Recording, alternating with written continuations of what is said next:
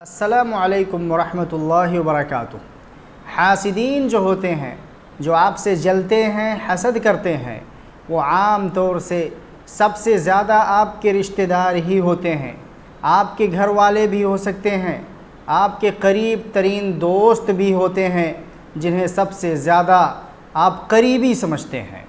تو آخر اس کا حل کیا ہے؟ کیا رشتہ داری ختم کر دینی چاہیے؟ رشتہ داروں سے تعلق نہیں رکھنا چاہیے؟ یا اگر ان سے رشتہ داری رکھیں، تعلق باقی رکھیں، ان سے ملیں جلیں، تو ان کے شر سے، ان کے اس حسد سے اپنے آپ کو کیسے محفوظ رکھیں؟ ان تمام سوالوں کا جواب انشاءاللہ آپ کو اس ویڈیو سے مل جائے گا۔ اگر آپ کو معلوم ہو کہ فلاں انسان آپ سے حسد کرتا ہے، آپ سے جلتا ہے، آپ کی خوشی اسے دیکھی نہیں جاتی، لیکن وہ آپ کا کوئی رشتہ دار نہیں ہے، آپ کا کوئی قریبی دوست نہیں ہے، بلکہ وہ آپ کے لیے غیر ہے، تو آپ کو اس سے کوئی فرق نہیں پڑے گا۔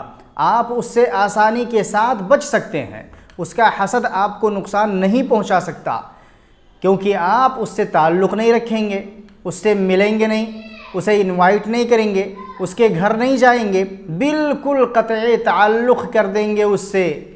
پھر اس کے بعد اس کے شر سے آپ آسانی کے ساتھ بچ سکتے ہیں۔ وہ جتنا بھی حسد کرے آپ کو نقصان نہیں پہنچا سکتا۔ لیکن اس کے برخلاف اگر حاسد آپ کے گھر کا کوئی بندہ ہے، آپ کا کوئی رشتہ دار ہے، آپ کا عزیز ترین دوست ہے، تو اس سے آپ تعلق نہیں کاٹ سکتے، اس سے رشتہ نہیں ختم کر سکتے۔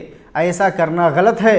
آپ کو رشتہ باقی رکھتے ہوئے، تعلق قائم رکھتے ہوئے، اس کے حسد کے شر سے آپ کو اپنے آپ کو محفوظ رکھنا ہے۔ اور اس کے لیے میں آپ کو 4 ایسے طریقے بتاؤں گا، جنہیں اگر آپ نے اچھی طرح سے سمجھ لیا، اچھی طرح سے ذہن نشین کر لیا، اپنی زندگی میں آپ نے اس کو اپنا اصول بنا لیا، اپنی زندگی کا حصہ بنا لیا، تو آپ رشتہ داروں کے اور گھر والوں کے حسد سے اپنے آپ کو اچھی طرح سے، پوری طرح سے محفوظ رکھ سکتے ہیں۔ سب سے پہلی چیز ہے کہ حاسد چاہے گھر والا ہو یا کوئی رشتہ دار ہو، اس سے اپنے تمام راز کی باتوں کو چھپائیے۔ ہر گھر کے کچھ نہ کچھ راز ہوتے ہیں، میاں بیوی کے درمیان کے راز ہوتے ہیں، ہر فیملی کے کچھ راز کی باتیں ہوتی ہیں۔ آپ ان تمام راز کی باتوں کو اپنے حاسد تک مت پہنچنے دیجیے۔ فیوچر میں آپ کیا پلاننگ کر رہے ہیں، اس کے بارے میں آپ خبر مت ہونے دیجیے۔ آپ کی مالی حالت کیا ہے، اس مہینے آپ کو لاس کتنا ہوا، پروفٹ کتنا ہوا، یہ کچھ بھی اسے مت بتائیے۔ اگر وہ آپ کے فائدے کے بارے میں، آپ کے پروفٹ کے بارے میں اگر اسے خبر مل جائے گی، تو اس کے دل میں جو آپ کے لیے حسد کی آگ ہے وہ اور زیادہ بھڑک اٹھے گی۔ اور اگر اسے آپ کے لاس کے بارے میں، آپ کے گھاٹے اور نقصان کے بارے میں اگر اسے خبر ملے گی، تو اس سے بھی اس کا حسد بھڑکے گا، اس کے دل میں اور زیادہ خوشی ہوگی۔ ایک ضعیف حدیث ہے، مگر اس کا معنی و مفہوم بالکل درست اور حقیقت پر مبنی ہے۔ استعینوا علی قضاء حوائجکم بالکتمان فإن کل ذی نعمت محسود، کہ اپنی پلاننگ کو، اپنے تمام کاموں کو انجام تک پہنچانے کے لیے، کامیابی تک پہنچانے کے لیے، انتہا تک پہنچانے کے لیے انہیں چھپایا کرو، انہیں چھپا کر کیا کرو، کسی کو ان کی خبر مت ہونے دو، کیونکہ ہر خوشحال آدمی، ہر نعمت والا آدمی، ہر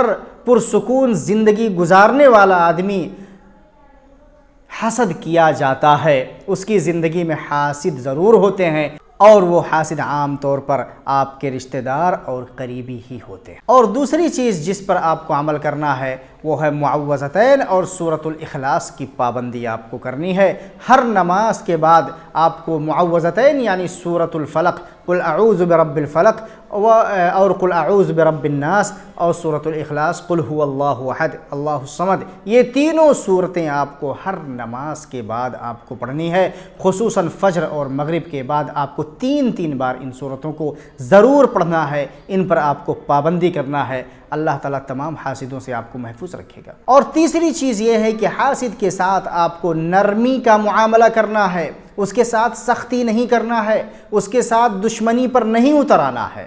آپ کو معلوم ہے کہ آپ کا فلاں رشتہ دار، آپ کا فلاں گھر والا آپ سے جلتا ہے، آپ سے حسد کرتا ہے، آپ کی میاں بیوی کی خوشی اسے دیکھی نہیں جاتی، وہ اس کوشش میں رہتا ہے یا رہتی ہے کہ میاں بیوی کے درمیان جھگڑا کیوں نہیں ہو رہا ہے، ان دونوں کی اتنی بنتی کیسے ہے، ان دونوں کے درمیان اتنی محبت کیوں ہے۔ پہلے تو یہ اس کی بات نہیں مانتا تھا، پہلے تو اسے کوئی توجہ نہیں دیتا تھا، پہلے تو اسے گالیاں دیتا تھا، اسے خرچے بھی نہیں دیتا تھا، لیکن اب ان دونوں کے درمیان اتنی محبت کیسے پیدا ہوگی۔ اس کا شوہر اس کی ہر بات مانتا ہے، اس کا شوہر اس کے آگے پیچھے گھومتا ہے اور یہ اسے بہت زیادہ پسند کرتا ہے، دونوں بڑی خوشی سے زندگی گزارتے ہیں۔